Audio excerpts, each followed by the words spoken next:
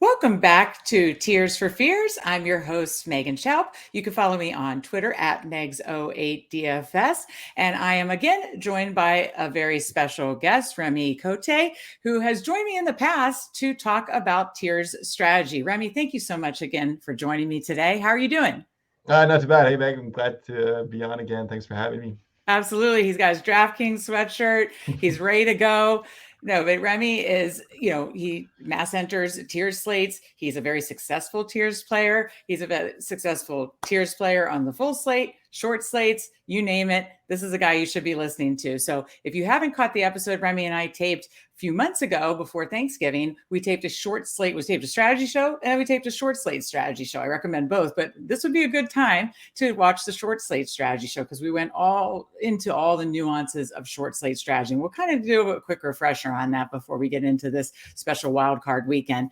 But there are a lot of nuances because, as you know, for the full slate tiers, it's 8 tiers. For the short slate tiers, it's 6 tiers and just one quarterback tier. So there are some differences, and Remy will speak to that. And yeah, Remy just had a successful, he was finishing second on the Saturday tiers because, as you know, this week in December, in January, we had some like Saturdays, so you did pretty well in some of these short slate tiers already this season, right, Remy?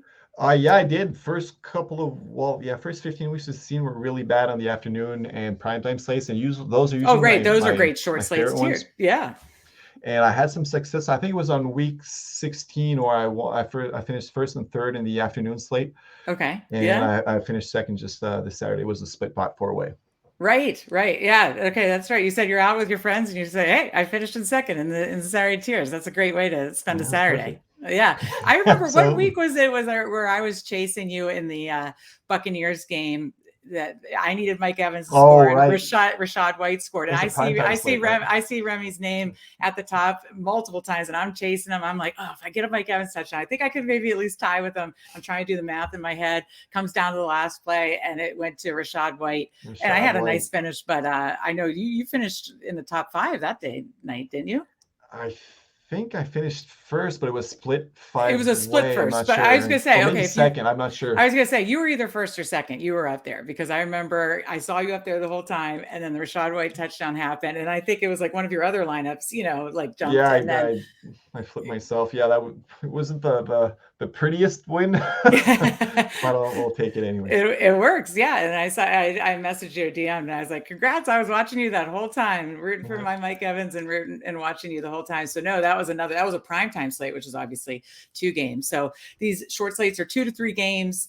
They are 6 tiers, and they just have different nuances. So let's talk about that real quick. Again, watch the episode of the short slate tiers where we go into it in further detail. But kind of, Remy, could you give us a quick, kind of refresher? What are some key strategies for 6-tier short slates? Yeah, sure. So the first thing you want to remember is if you're familiar with the normal flea flicker on the main slate which has 8 tiers, you have about 1.5 million combinations. So it's not that hard to get different. There are a lot of combinations. So the more combinations there are, you want to maximize the correlation of your lineup. So you want to stack, obviously, your receiver with your quarterback, maybe run a game stack, and you want to have the most correlation as possible to hit that combination. Because if you're just picking names out of a hat, you have one chance in 1.5 million to hit it. So you want to use correlation to reduce those odds. The difference with the short slate tiers is that there are only 6 tiers, which gives us a lot less combinations. For this Saturday, we have about 17,000 possible combinations, and there are 9,000 entrants. So your goal is not to maximize correlation, but you want to get different. That's what your goal should be. So you will have to leave some projected points on the table, and you don't want to run a cash lineup because you're just going to get duplicated a bunch. Like we had some 200 and up lineups that some lineups were duplicated 200 times and over this past weekend. Right. I was going to wait to talk about when we go through, because we will go quickly through the Saturday and Sunday tiers, but kind of tell me the difference this week, for instance, and the difference just because of like injured players, like on Sunday, the difference between the number of lineups, the number of entries and combinations, and how that's going to kind of play out for trying to be unique. Yeah. So the Sunday slate is a carbon copy of the Thanksgiving slate we had this year. So they have the same payout got 20,000 up top, and I think it's 5,000 to second. So it's a really steep payout. Mm-hmm. And there's the same number of entrants, which is about 14,000 people entering. Mm-hmm. And since there haven't been ruled out officially yet, but we can practically rule out Lamar Jackson and Right. Teddy Bridgewater. Mm-hmm. And that leaves us with 9,000 possible combinations. So there are about 50% more entrants than there are possible combinations. Right. And that's really rough. And we had it wasn't that bad in Thanksgiving. We had a similar situation where I think there was 1 or 2 injuries, which really reduced the Right. pool of combinations. And the average lineup in the Thanksgiving slate was duped around 21 times. Mm. And lineups containing Josh Allen, who was the chalk quarterback in T1. Right. If you played Josh Allen, your lineup was on average duplicated 30 times. Wow. So that is huge. Right. Huge. So it is still possible to get unique. 700 people who played Allen out of the 15,000 did get unique. Right. That's about 4%. Oh, okay. 4% Wow, that's pretty impressive. Yeah, to be totally unique with an Allen lineup. Right. It is possible. Okay. And they played it with, I think it was Stephon Diggs too. So you can still stack. Okay. I guess we'll get into it a little deeper later on, but you can still stack your quarterback with a receiver. And the odds are against you, but there's still a chance to get unique. You have to be really, really creative. Right. Okay. Any other kind of takeaways to short? So you're saying in short slates on a full slate, you correlate more. On short slates, you actually correlate less. Right. Again, are there any outlier games? I guess if you saw an outlier game like the Bills Chiefs last year that you projected to be much higher in that slate, and I don't know if we really have that on this slate or not, on these slates or not, but would you kind of then do a kind of onslaught, but then do a really creative pivot on one tier where you get kind of very unique or something like that? How would you handle that?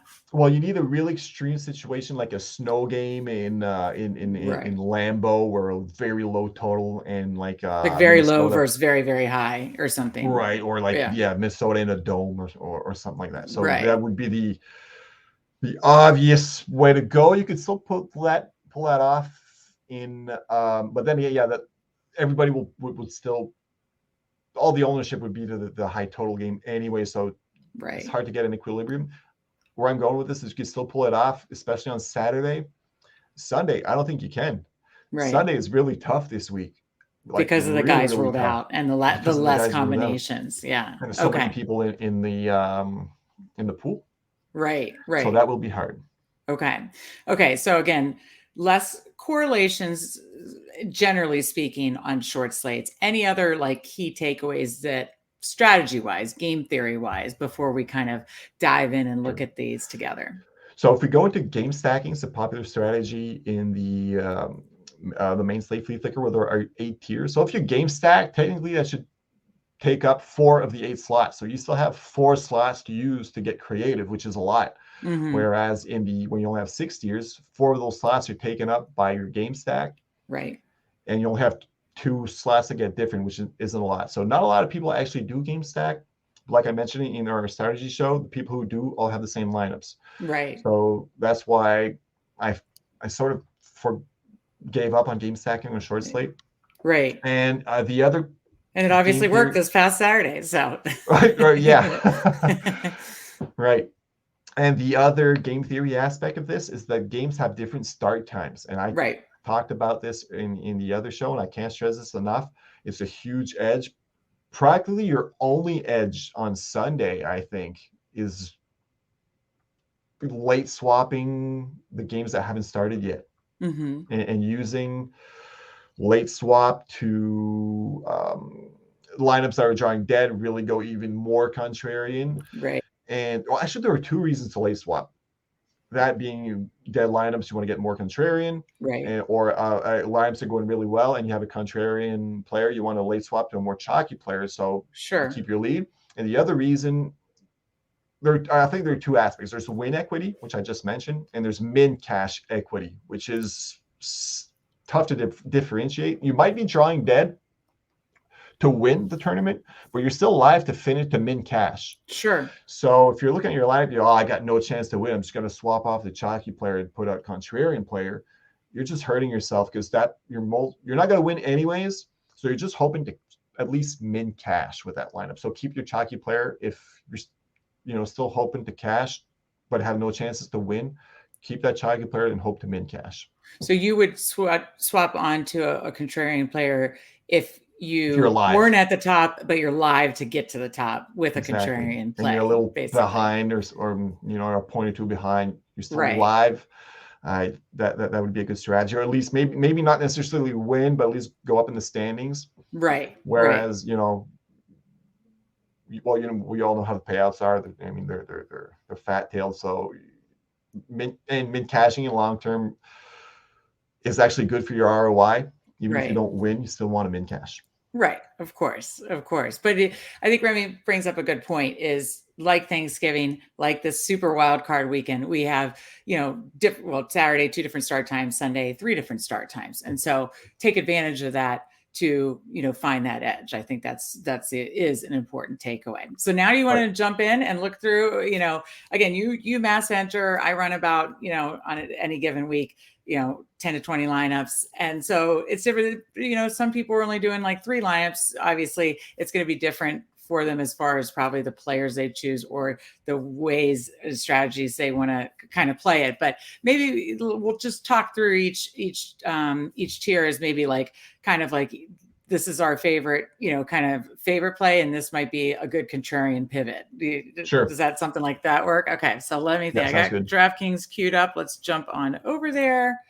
All right, so we are looking at the Saturday slate, and of course, we're looking at the quarterbacks. First in T1, we have Geno Smith, Trevor Lawrence, Justin Herbert, and Brock Purdy. Mr. Relevant's been hanging in there. So what are you doing over in T1, or who do you like the best in T1? This could be like the chalky play or just the most most optimal play. Well, I like this tier because there's not an obvious choice. There's no Josh Allen or Patrick Mahomes that's going to where it's like you have all the ownership. So all 4 are in play. Yeah. Obviously, Justin Herbert, Trevor Lawrence are the highest projected quarterbacks, and they both play in the late game. Right.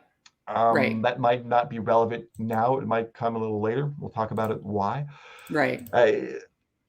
Justin Herbert is he's the highest projected, probably to get the highest ownership, but nothing too crazy like I mentioned with the Mahomes or Allen. Right. I might actually go with Herbert. Right. And maybe get creative. And my second choice is a close one. It's Brock Purdy. I like that. Yeah, I like that. I mean, I remember I watched, it was one of the games I really got to watch him because it was on primetime, the Seattle game. And I mean, he had finished with 16.48 points. So nothing wild, but honestly, a lot of these quarterbacks could finish in that range. So, but he's had some 21 point games. He was close to 20 points on Sunday. So, it's definitely in his range of outcomes, I think, to be the highest scoring quarterback and getting him a little lower on. And another thing, Trevor Lawrence has a Q tag. He's questionable, but he's most likely going to play. Sure. So his ownership might go down because of it, especially he's in the late game. So if there's a reason he's a game time decision, first games will be started already. So people hate playing a player who is game time decision. Right. So he'll probably have very little ownership. And the worst comes to worst, he's ruled out. Well, you can just swap off of Lawrence and play Herbert. Right. So you don't lose money. Right. Okay.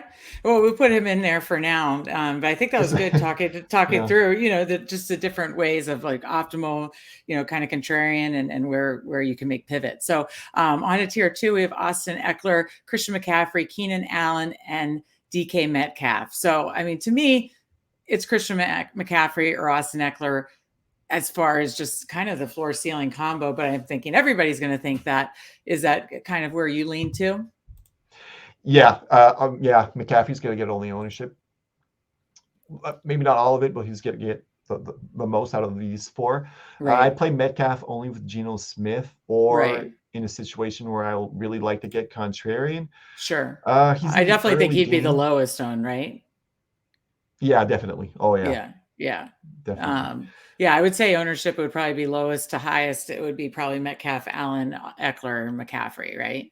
Right. Yeah. Yes, and there's a scenario where Metcalf could go for 100 yards and a TD, Sure. 4 catches.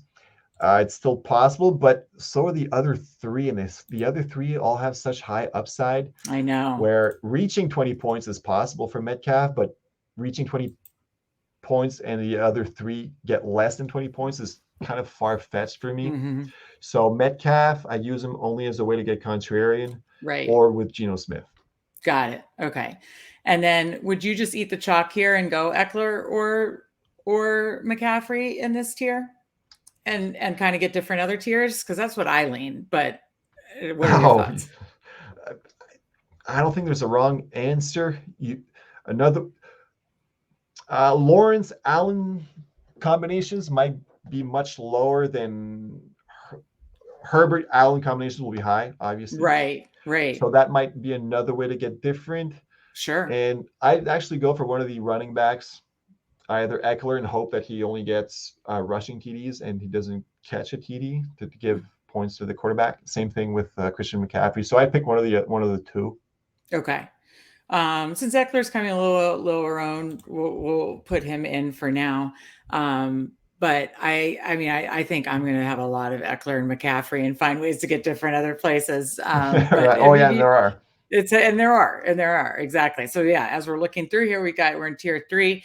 We've got Christian Kirk, Kenneth Walker III, Mike Williams, who's questionable, and Travis Etienne Jr. What is the report? Where are we at with Mike Williams here? He hasn't practiced yet, correct? No, he hasn't practiced today. So yeah, which is why Keenan Allen burned both of us. So why he was playing his players as far long as he did on Sunday is still blows my mind. And then this happens. His player gets injured and may not have him wildcard round. So we may just be with 3 players in this. If Mike Williams is out, this obviously will condense ownership, then who do you like the best? All 4 are roughly projected the same. Travis Etienne a little higher, which it's not a deal breaker for me. I've got to treat all those 4 as if they had the same projections, since the range is so narrow. Sure. I pick one of the late games, so you only have Kenneth Walker who plays in the early game. So what I do is I just pick any of the 3 late game players and push that decision at a lock. So just pick a decision. It's like we get a bonus because we will get the ownership on Kenneth Walker, so we get additional information. Hey, say for some reason Kenneth Walker comes in at I'm exaggerating. Say he comes in at 80% ownership. Right. It doesn't matter who we play, and we're like, oh, good, we're aces. Right. We can pick anybody we want. Right. Okay. Or he comes in at 5% ownership. Well, now we might be in trouble. And he gets a monster game at 5% ownership. Now we'll know where we stand. In other words, there's not necessarily an edge to be had in points, but we will know where we stand and make.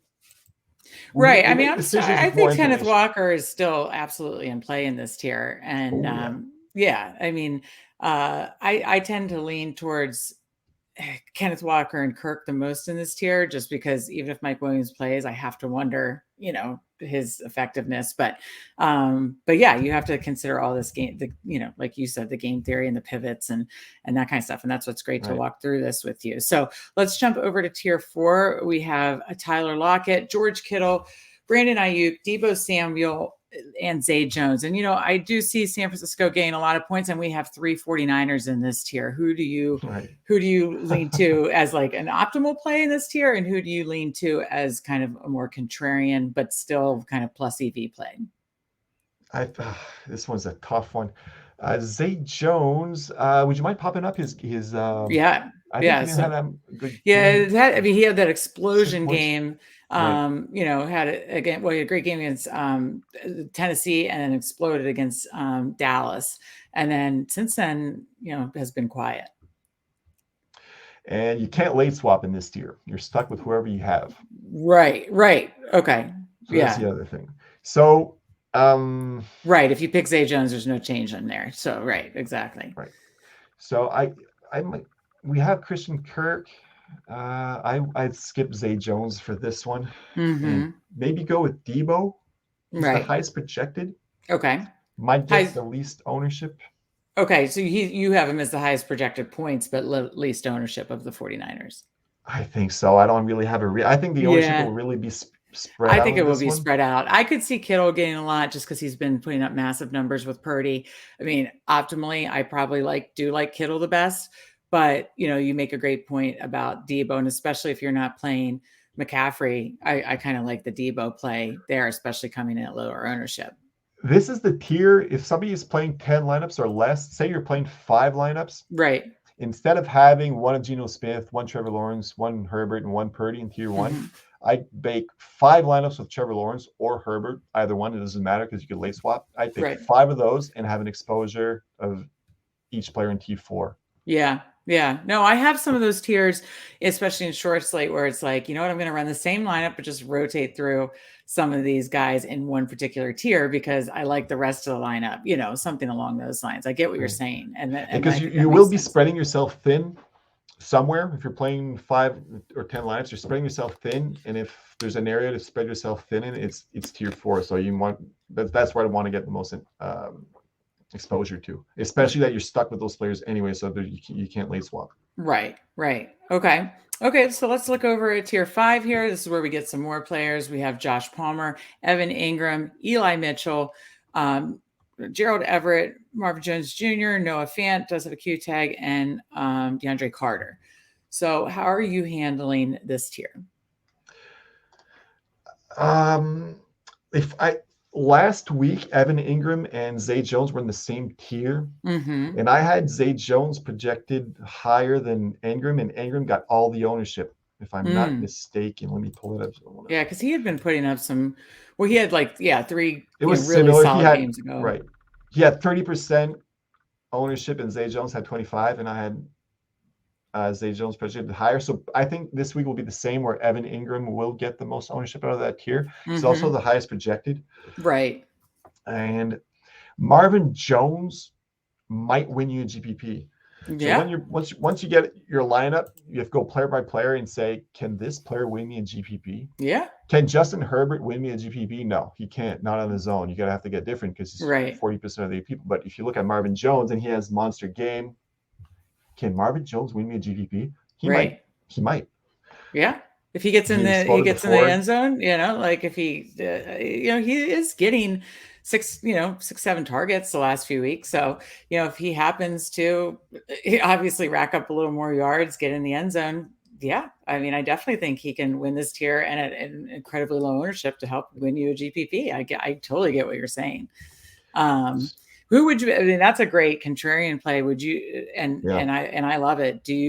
Would you say your favorite optimal play is Ingram? And do you have any take on Eli Mitchell? Because, geez, the San Francisco running game is just wild. I mean, Shanahan could.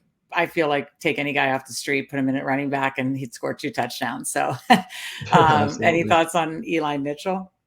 I wouldn't take Elijah Mitchell for the simple fact that he's in the early game. Mm-hmm. And we have 1, 2, 3, 4, 5 players in the late game. So we could punch in Evan Ingram because he's the highest projected. And whatever happens in the early games, we could say we're up. And this is a perfect example. Say we're doing really well. We're in the, I don't know, top 5% of the lineups. Well, we keep Ingram. He's the highest projected. So if things are going well, we'll keep him. If things aren't going too well, this is a perfect opportunity to swap off the Marvin Jones. Okay, I love the Marvin Jones swap. That would be super low owned.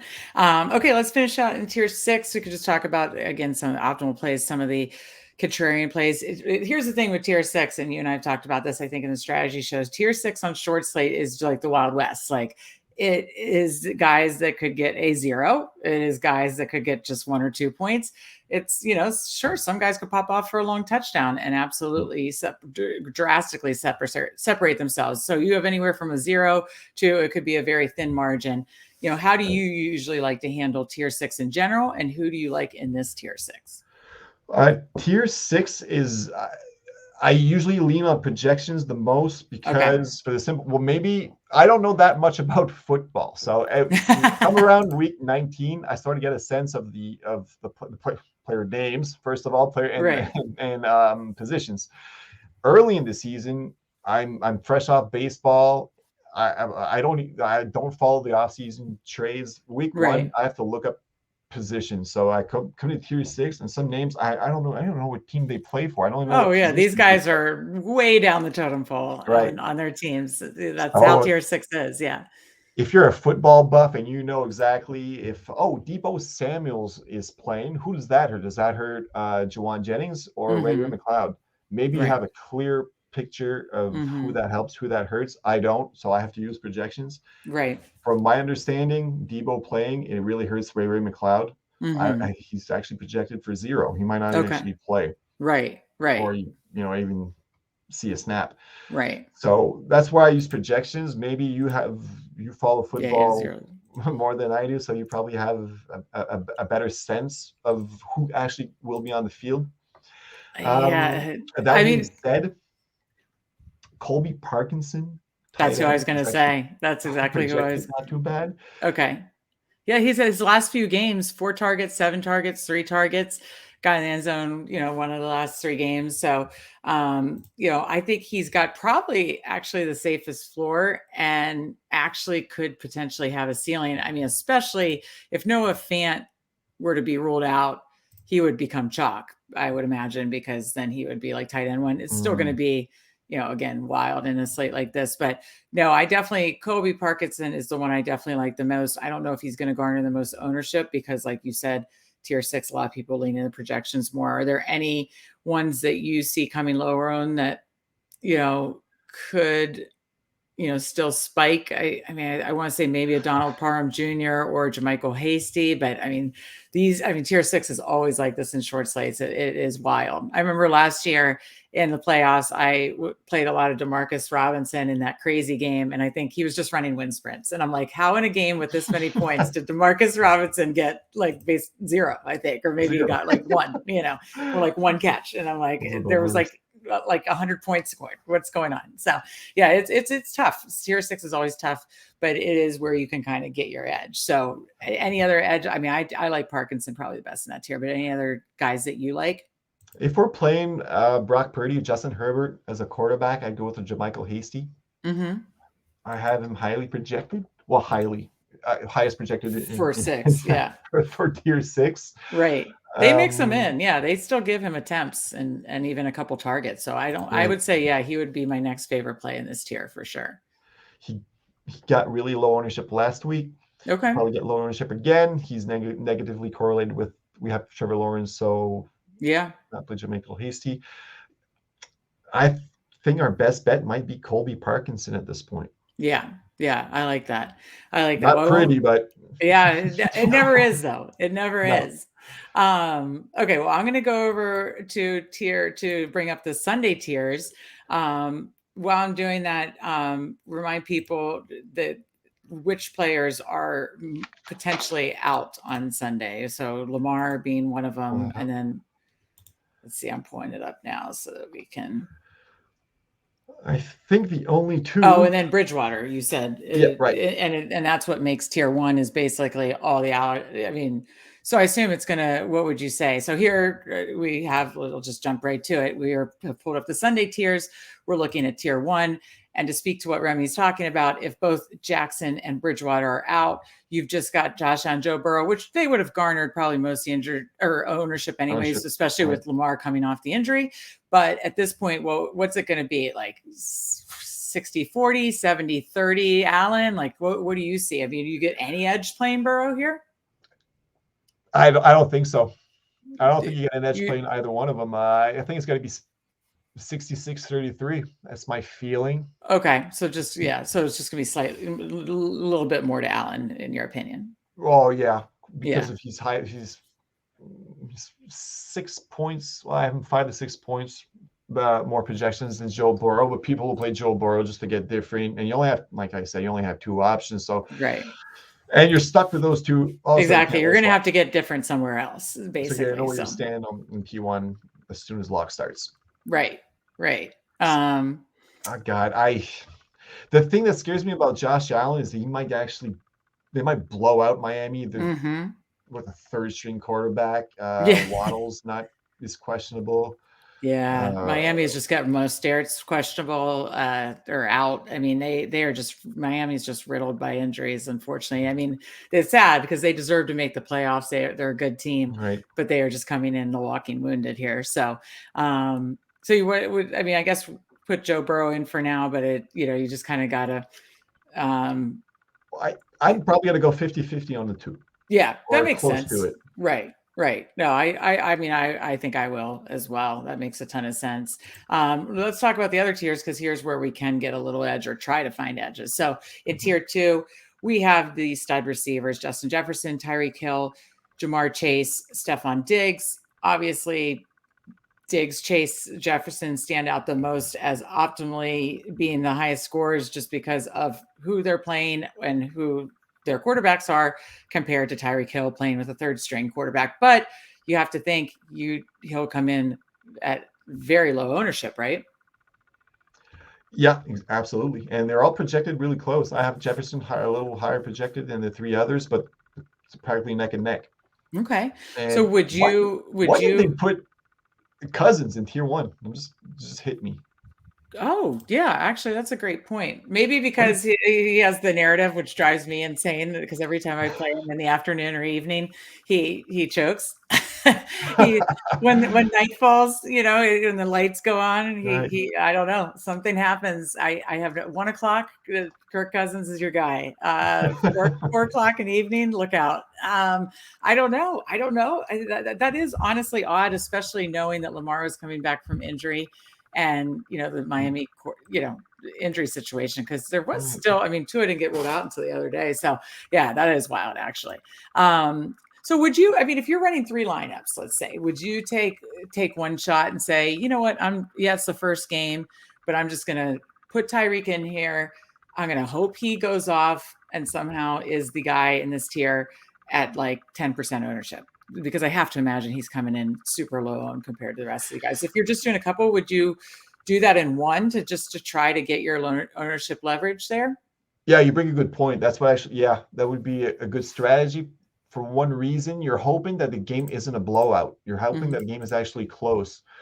And if the game is close, that means somehow Tyreek, and it's the highest total game, so we're guessing there will be points scored. Right. So we're hoping that there are points scored and it remains close to give Tyreek, some playing time. Because if it's a blowout after 3 quarters, Allen probably might just rest Allen or run the ball. Right. So you're hoping for at least some action, and so you get a run back, and he's low on. So that's good. That's a plus. I love that. Again, I love all the other 3 receivers, and I'm going to play them too. But I think I really do want to do some with Hill just for that massive ownership leverage.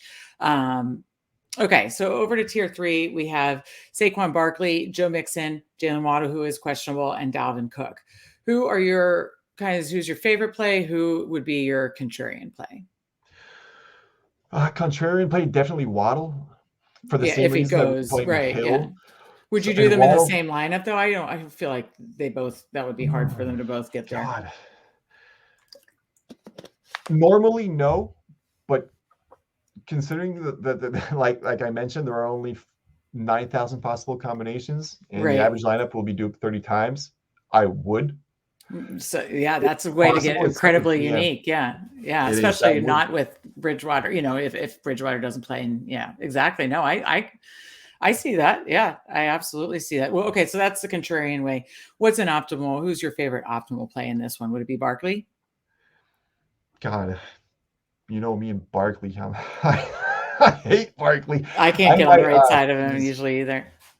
Well, since we're not playing Jefferson, we're hoping that Jefferson has a really crappy game and Dalvin Cook falls in the end zone 4 times. 3 times. Okay. Okay. So you're saying that might be a way to go. In this particular lineup, you would play Dalvin Cook because you're not playing Jefferson, basically. Right. So okay. Yeah, I have to say I do like Barkley. If we look, I mean, I'm not a game watch. I know every game is its own beast. But when he played Minnesota just a couple weeks ago, if they want any shot, they've got they targeted him 10 times. Gave them the ball 14 times. If they want any shot in this game, he's going to have to be fed. Right. So I definitely like Barkley optimally speaking, but I totally see what you're saying about kind of like a leverage play in Dalvin Cook. So I think that makes a ton of sense. So over to T4, we have T Higgins, Mark Andrews, Devin Singletary, J.K. Dobbins, and Jeff Wilson Jr. He's questionable, but I believe, he's limited practice. I believe he's going to be the only starting running back for Miami. Now, in this particular lineup, we do have Tyreek Hill. We do have Burrow. So who stands out to you? Kind of same question. Who stands out to you kind of optimally, and who stands out to you as a contrarian play for this particular lineup? Contrarian play, J.K. Dobbins. Yeah, I like J.K. I mean, honestly, he's been getting. I mean, I've been betting his anytime touchdowns the last few weeks to obviously no success. But it's not for, the attempts are there, 13, 12, 17. Doesn't really get the targets, but he has that 100-yard equity and, touchdown equity. So that's what I like about, do I think Ravens are going to score a lot? No, but I do like J.K. Dobbins and think he'll be low owned in this tier. Who would be your favorite optimal tier? Would it be Andrews or Higgins? As far as just favorite play, bet projected play. Well, we will be needing some receivers with Joe Burrow. Yeah. Eventually. So we're already fading Jamar Chase. Mm-hmm. So that's sort of a way to get different. I'm thinking that people who play Joe Burrow will play Jamar Chase automatically. So since we're not playing him, we at least T. Higgins and I kind of like getting, going to sometimes the quarterback second receiver. I think that's a way to be unique because, like you said, it's always kind of like the alpha receiver they want to pair him with. Right. So sometimes if it's like a Allen and Gabe Davis or a Joe Burrow and T. Higgins as opposed to the first, I think that's definitely a way to get unique. Like you said, on a slate that's harder to get unique with less combinations. So I think that's really interesting. So over in tier 5 and 6, we are going to have some more options here. We have TJ Hawkinson, Gabe Davis, Tyler Boyd, Isaiah Hodgins, KJ Osborne, Dawson Knox, and James Cook. So contrarian optimal, who are your favorites of each here? Optimal, TJ Hawkinson. Sure. We're playing cash. Right. Isaiah Hodgins, I think, will be contrarian. Okay. Well, I think Hodgins could be a great play in a negative game script. Again, 2 weeks ago, he got 12 targets against Vikings secondary is very exploitable. Now, I don't know if there's going to be game watchers that see that and go to him too. But if you think he's going to be coming in lower owned, I think that's a solid low owned play. Isaiah Hodgins. I mean, of course, I like Hawkinson. I like Gabe Davis. I like Boyd. I like Knox. I like most of them. Honestly, Osborne had that one insane game against the Colts. And actually, I think he did well as getting more air quotes backup run, when starters went out last week. But I like a lot of these plays, but I think leverage wise, I think Hodgins could be an excellent play. Yeah, there are, and once again, I think ownership might be spread a little in this slate. Yeah, I could see. Tier, I was going to say I could Hawkinson. See. Yeah. Okay. So I could see the ownership really being spread out outside of Hawkinson in this tier. So you can't really late swap either. There are 3. There's only one night game. It's Tyler Boyd. Mm-hmm. So you don't have an edge really to late swap. They're all in play. We could play T. Higgins with Tyler Boyd and hope Jamar Chase gets a 0. Or not, well, maybe not a 0, but very a lower score, right? Yeah. Hey, this is I'm not. I don't know. I don't think there are wrong answers. I think the only wrong answer is TJ Hawkinson because he's going to get too much ownership. Gotcha. Okay. No, I like a lot of the players, the rest of this tier, and I like to hear that you think that the ownership will be spread out. So that's good. But I like the Hodgins play. So we'll put in. We won't finish building this, but we'll talk about tier 6.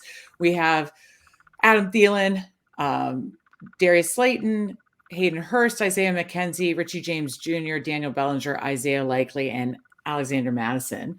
In this tier, kind of what do you see again optimally? Favorite play and then contrarian play. Favorite play Slayton. Okay. Or maybe Richie James, one of the two.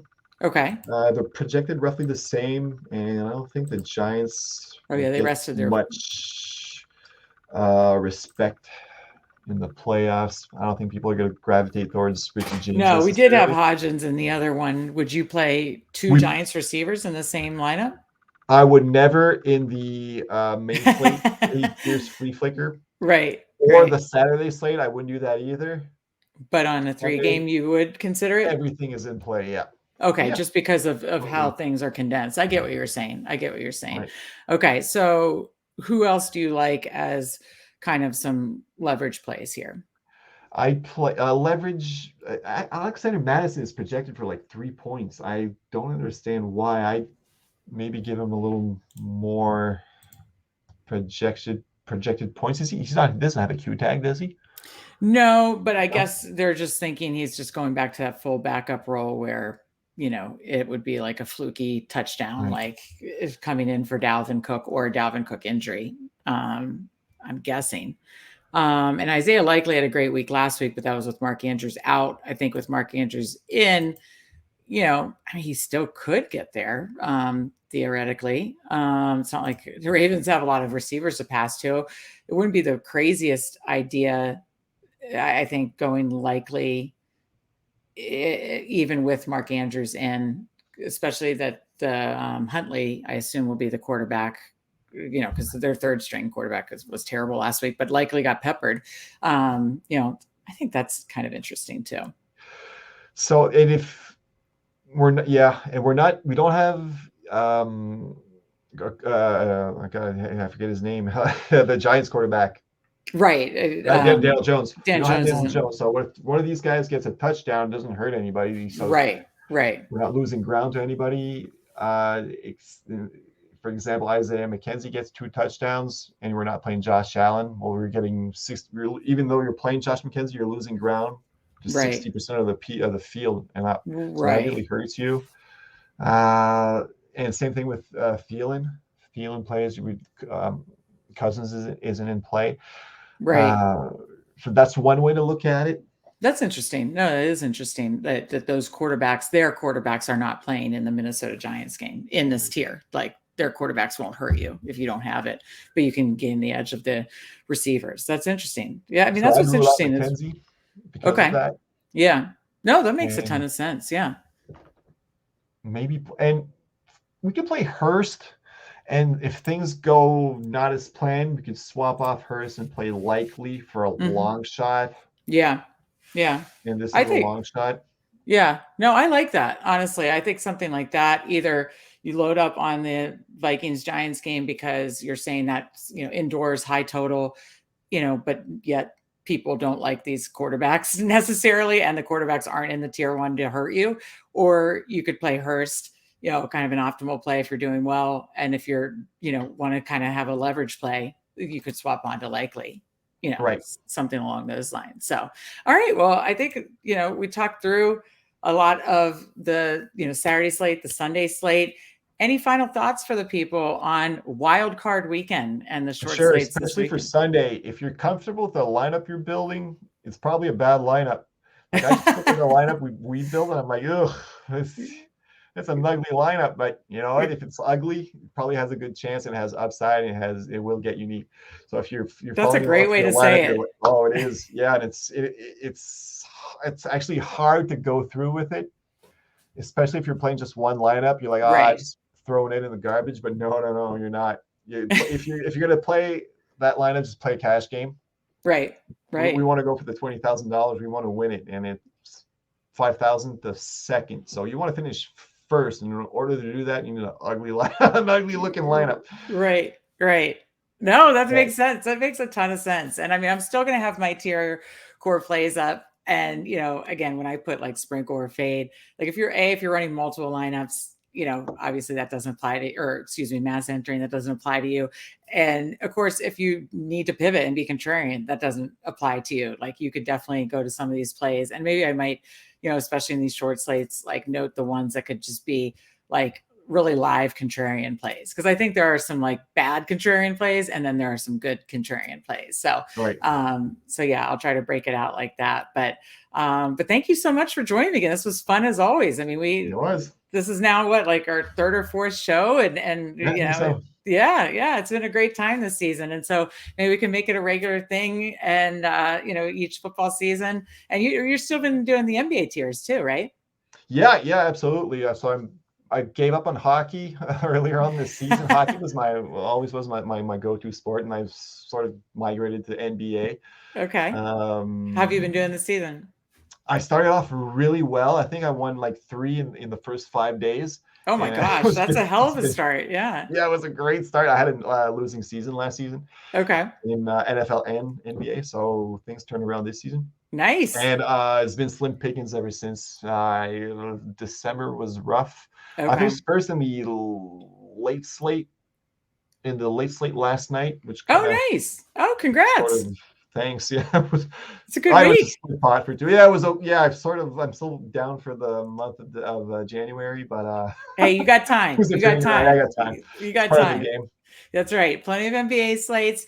You got plenty of these short slate. We got 3 weeks of short slate, playoff tiers, which is super fun. And then this weekend, next weekend, we get 2 days of it. I like how DraftKings breaks it out where it's separate, Saturday and Sunday. So you got 2 shots of tiers this weekend and next weekend, right? Right, absolutely. I kind of wish they played a full weekend slate. I wish. Yeah, that would kind of be interesting to make it like an 8 tier, and even if it was 6 tier, but just to give you the exposure of the full slate to make more decisions. Right. Like you said, it would certainly help the player pool and stuff like that too. And have a whole day to late swap instead of just 15, 20 minutes, depending on how late. Right. But no, this is fun. We'll keep doing this. I appreciate it so much, Remy. Good luck this weekend to you. And thank you guys so much for joining us. Be sure to check out my article on fanspeak.com with my core plays and contrarian plays as we have talked through. And, good luck this weekend, everybody. And thank you so much for joining us.